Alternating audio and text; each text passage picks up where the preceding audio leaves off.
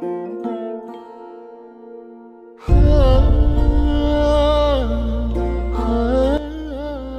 यार केव्हाची वाट बघतोय तुझी.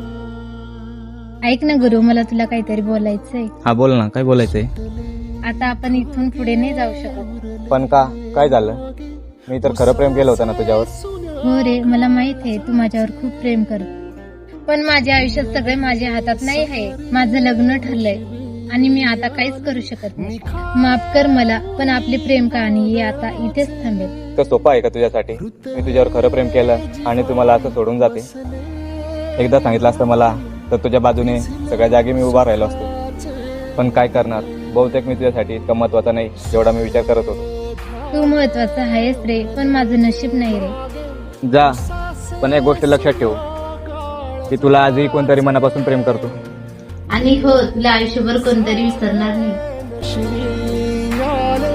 निखा